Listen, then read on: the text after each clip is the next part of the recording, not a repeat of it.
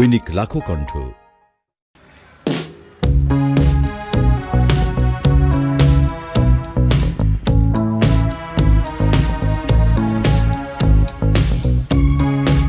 রাত পোহালেই স্বাস্থ্য সচেতন অনেক মানুষ চলে আসেন এখানে।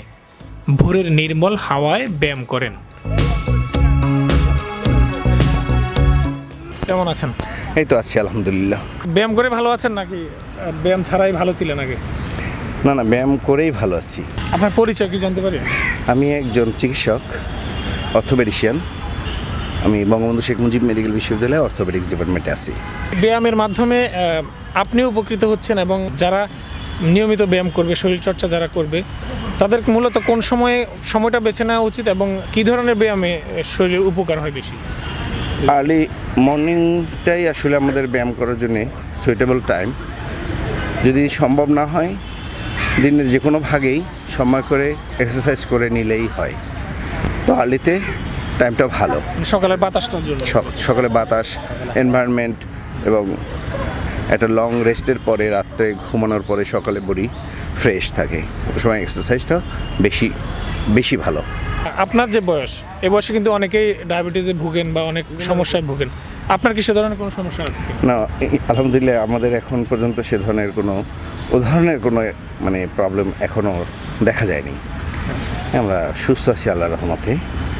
আসলে বেসিক্যালি কি হয় দেখবেন, কোনো একটা গাড়ি যদি আপনি 6 মাস ফেলে রাখেন বা লং টাইম ফেলে রাখেন, তাহলে হঠাৎ করে একদিন যদি ওকে স্টার্ট দেন, ও স্টার্ট নাও নিতে পারে, বা ওকে যদি ঠিকমতো চালাতে চান এতদিন পরে, ও কিন্তু ঠিকমতো আপনাকে সার্ভিস নাও দিতে পারে।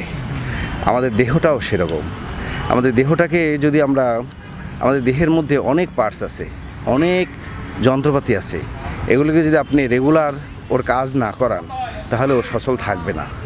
সো হঠাৎ করে আপনি কোনো দিন ওর কাছ থেকে সার্ভিস চাইলে ও নাও দিতে পারে। আমাদের এই এক্সারসাইজে আপনার বডির সকল যন্ত্রপাতি, যেগুলো কিডনি বলেন, হার্ট বলেন, লিভার বলেন, মাসেল বলেন, এভরিথিং সবগুলি সচল হয়, ও কাজ করে, ওর কাজের লোডটা বেড়ে যায়, তখন ও অভ্যস্ত হয়ে যায় কাজ করার জন্যে। তাহলে আপনি সারা দিন দেখা যাবে ও আপনাকে সার্ভিস দিতে পারবে। আর ওকে যদি আপনি ইউজ না করেন, ওকে যদি আপনি কাজ না করান, তাহলে ও বসে যাবে। ও আপনার বডিতে আপনি খাবার খান, ওগুলিকে ও ব্যবহার করতে পারবে না, ও জ্বালানিটাকে ইউজ করতে পারবে না। তারপরে আপনার বডি ধীরে ধীরে ড্যামেজ হয়ে যাবে। দেখা যায় হার্ট প্রবলেম, আপনার ডায়াবেটিস প্রবলেম, কিডনির প্রবলেম, এগুলো ধীরে ধীরে আপনার শরীরে বাসা বাঁধবে। অনেক ধন্যবাদ, ভালো থাকবেন। ইনশাল্লাহ ভালো থাকবেন সবাই রেগুলার ব্যায়াম করবেন।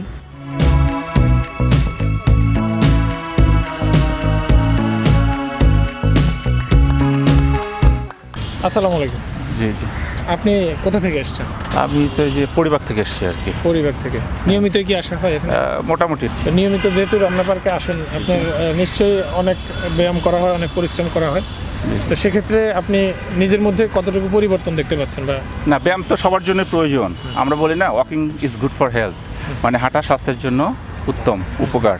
তাহলে হাঁটার চেয়ে যদি আমরা এক্সারসাইজ করি সেটা আরও ভালো। একজন মানুষকে সুস্থভাবে যদি বাঁচতে হয়, তাহলে একজন মানুষকে প্রতিদিন নিয়মিত মিনিমাম আধা ঘন্টা হাঁটতে হবে। আমাদের নিয়মিত আহার এবং হাঁটা বা এক্সারসাইজ, এটা আমাদের জন্য খুবই জরুরি। আমরা সুস্থ থাকতে চাইলে আমাদেরকে হাঁটতে হবে অথবা এক্সারসাইজ করতে হবে। না হলে আমরা যদি বেশি বেশি খাবার খাই, শারীরিক পরিশ্রম না করি, আর তাহলে আমাদের শরীরে ধরেন আমরা ওভারওয়েট হয়ে যাবে। সেক্ষেত্রে ডায়াবেটিস, হাইপারটেনশন, কিডনি রোগ, এই সমস্ত বিভিন্ন রোগে আক্রান্ত হয়ে আমরা অসুস্থ হয়ে পড়ব। সেই জন্য আমাদেরকে সুস্থ থাকতে হলে মেডিসিন বা চিকিৎসা এর চেয়ে বেশি জরুরি হলো এক্সারসাইজ করা, ব্যায়াম করা বা নিয়মিত হাঁটা, এগুলো খুবই জরুরি। কেউ হাঁটেন, কেউ দৌড়ান, কেউ একা, কেউ স্বজনদের নিয়ে, কেউ বা বিভিন্ন সংঘের হয়ে দলবদ্ধভাবে ব্যায়াম করেন। রাজধানী ঢাকার ফুসফুস খ্যাত রমনা পার্কের প্রতিদিনের চিত্র এটি।